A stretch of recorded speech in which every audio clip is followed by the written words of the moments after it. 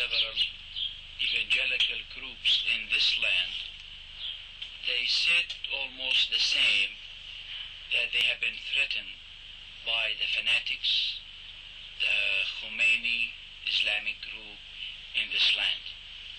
And by telling them you have to close your mission work, you have to close your churches, you have to close your Bible schools.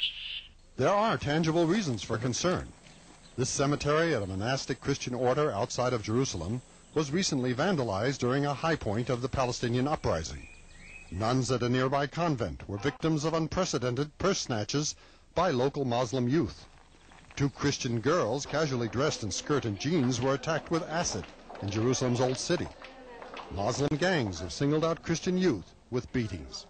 Calls for police help go unheeded because of an Arab police strike and Israeli non-intervention in domestic crime in the West Bank, leaving Christians feeling vulnerable to what observers see is a result of growing fundamental Islamic ideology in the occupied territories. The rise of Islamic militancy in Palestine, in the West Bank, Gaza, and in Israel itself emerges from the success of the Iranian Revolution and the fact that Khomeini has remained in power. Dr. Reches also credits a poor economic situation and Israeli occupation for pushing Palestinians towards religious ideology and inspiration. It's from these growing ranks Christians are feeling pressure, if not outright persecution. Christians are being accused of not participating in their share of violent anti-Israeli protests, as evidenced by a disproportionate number of Christian to Muslim casualties. They also suffer from Muslim animosity, directed toward Christian evangelicals in America who voice strong support for Israel. We are caught in the middle. They are fighting against us. They want to get rid of us. They want to hurt us. They want to threaten us because they cannot reach pastors and churches in the States. They can reach us here in this country. We are the victims. With world opinion against Israeli occupation and calls for international peace talks, Christian Palestinians are concerned about religious pressures they may face if Palestine becomes a state under its own government.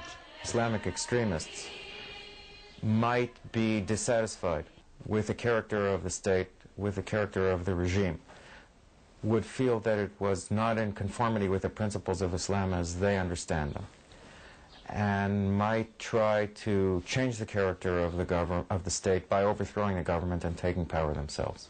This Christian living in the West Bank views this possible scenario in light of past Christian experiences with Islamic extremists in the Arab world.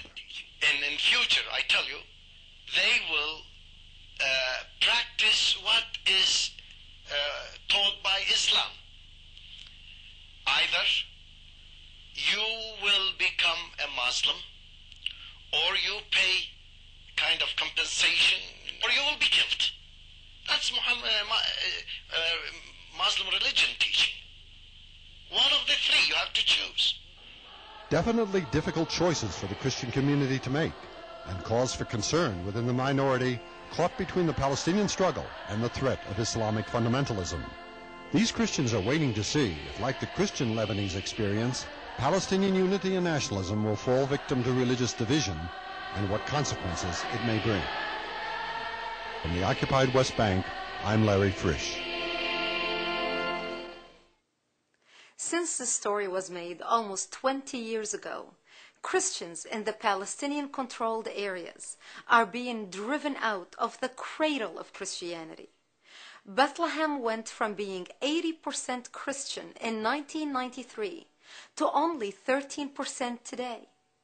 Who is driving the Christians out, and why? It certainly is not Israel. Because as you just saw, Christians thrived as a protected group of people enjoying religious freedoms under the, quote, Israeli occupation. It seems that the occupation that Christians in the West need to be concerned with is the racist, bigoted, intolerant Palestinian Muslim occupation. They will practice what is taught by Islam. Either you will become a Muslim, or you pay kind of compensation, or you will be killed. That's That's Muslim religion teaching. If you feel what you just watched was informative, I urge you to support our work financially. We are producing an updated documentary about the plight of the Palestinian Christians under the Palestinian Authority and how Israel is the protector of minorities and their religious freedoms in the Middle East. I urge you to help us stop the hatred propaganda machine, well-oiled and financed by Muslim petrodollars, so we can stop the lies in their tracks. I thank you from the bottom of my heart for your support.